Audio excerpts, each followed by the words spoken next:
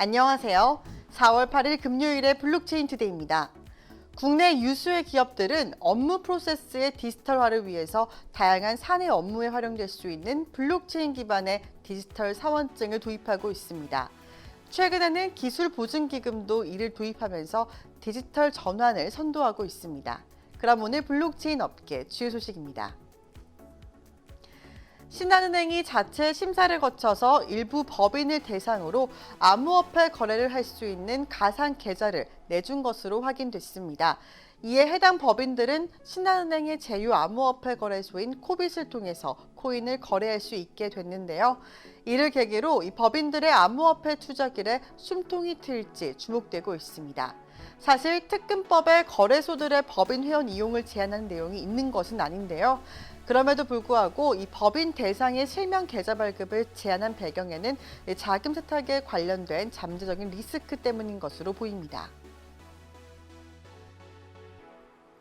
경찰청이 암호화폐 관련 범죄 대응을 강화하기 위해 암호화폐 추적 전문가를 육성합니다. 경찰청은 본청과 전국의 시도청 암호화폐 추적 담당자들 중에 20명을 선발해서 올해 5, 6월에 암호화폐 범죄의 추적 심화 교육을 진행하는데요. 암호화폐 추적 전문 경찰의 역량을 강화해서 최정예 전문가로서 양성하기 위해 고급 심화 교육 과정을 진행키로 했습니다. 최근 범죄 추세가 암호화폐와 밀접해지고 있다고 보고 그에 대응을 강화하고 있는 모습입니다. 국가정보원이 암호화폐 거래소 업비트, 빗썸, 코빗, 코인원 등의 해킹의 위협 정보를 실시간 제공한다고 밝혔습니다. 국정원은 최근에 이 암호화폐 탈취를 노린 사이버 공격이 늘면서 이 사이버 위협 정보 공유 시스템을 통해서 국내 암호화폐 거래소의 해킹 공격의 IP와 또 악성 코드 등의 정보를 신속하게 전파하고 있는데요. 국정원은 해킹 공격이 민간과 공공을 구분짓지 않고 이루어지는 등 이 사이버 안보가 국가의 안보와 직결되고 있다면서 향후 암호화폐 관련해 해킹의 공격 수법과 최신 악성 코드 등 전문 정보도 적극적으로 제공하기로 했습니다. 엑시 인피니티의 개발사 스카이메이비스가 암호화폐 거래소 바이낸스가 주도한 펀딩에서 약 1,800억 원을 받았습니다. 스카이메이비스는 해당 자금을 최근 발생한 해킹의 보상금에 보탠다고 하는데요. 앞서 지난달 23일에 엑시 인피니티가 사용하는 이더리움의 사이드 체인인 로닌 네트워크는 해킹 피해로 인해 약 6억 2,500만 달러 상당의 이더리움을 도난당했습니다.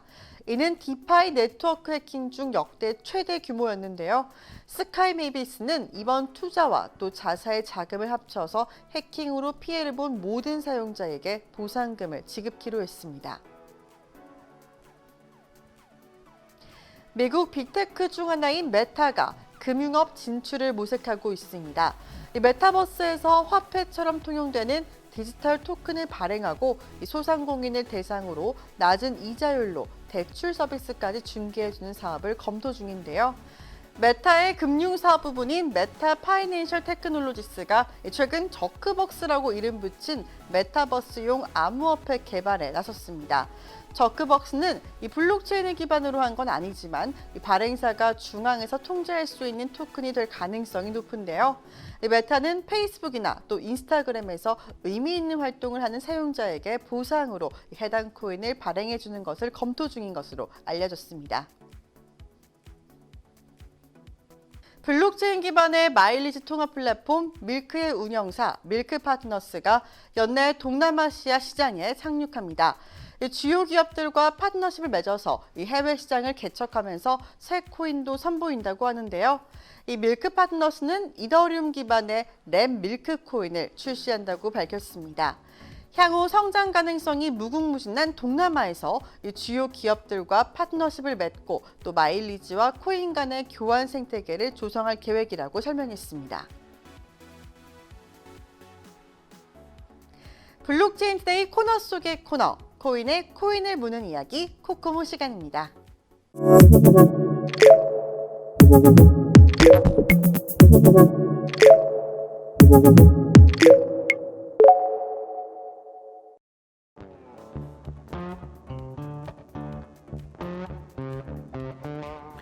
안녕, 코인의 코인을 무는 이야기 코코모 코인형이야. 안녕, 난 코인 누나. 최근 급부상한 러시아를 대표하는 암호화폐는? 에이, 너무 쉽다. 웨이브! 맞아. 오늘 해줄 이야기는 지난달 29일 6만원대 후반까지 상승했던 웨이브가 시세 조작설로 골머리를 앓고 있다는 소식이야. 뭐? 시세 조작?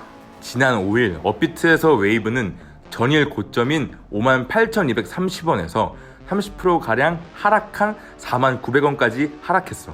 아니 그렇게 잘 나가던 코인이 어떻게 그렇게 하루 만에 떡락을 한 거야? 도대체 왜? 이번 하락에는 시세를 조작했다는 의혹이 나왔는데 이런 의혹은 다름 아닌 웨이브 설립자 알렉산더 사샤 이파노프의 트윗에서 시작됐어. 때론 2022년 4월 3일 그는 자신의 트위터를 통해 팝콘 먹을 준비해라. 알라메다 리서치가 웨이브의 시세를 조작하고 퍼드 캠페인을 조직해 패닉 매도를 촉발시켰다라는 말을 남겼어.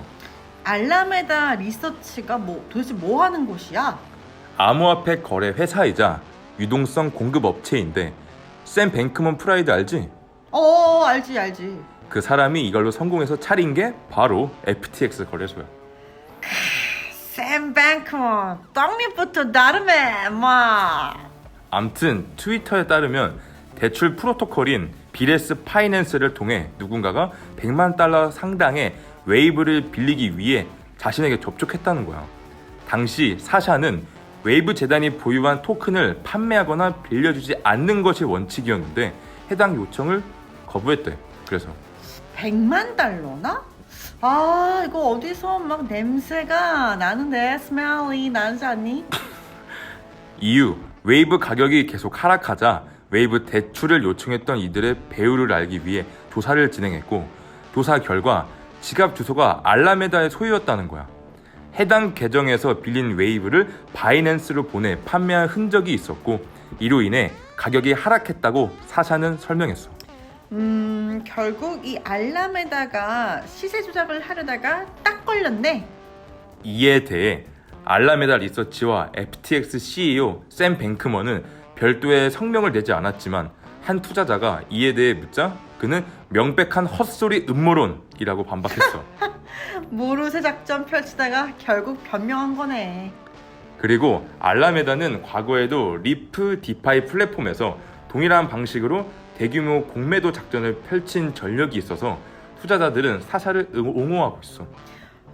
괜히 나 같은 개미들 돈 잃을 뻔했잖아. 잠깐! 만약 이번 사건의 악역은 알라메다가 아닌 사샤라면?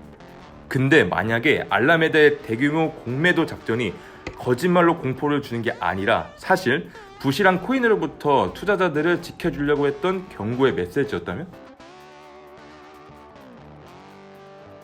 최근 비트코인은 3월 10일에 이후로 가장 큰 낙폭을 연출했습니다. 하지만 주요 거래소에서 인출이 일어나면서 가격 상승으로 이어질 것이다. 이런 전망까지 나오고 있는데요. 자세한 시장의 분위기 그리고 비트코인 차트 분석은 정오의 블록체인 투데이 플러스 통해서 알아보겠습니다. 그럼 정오에 만날게요. 안녕.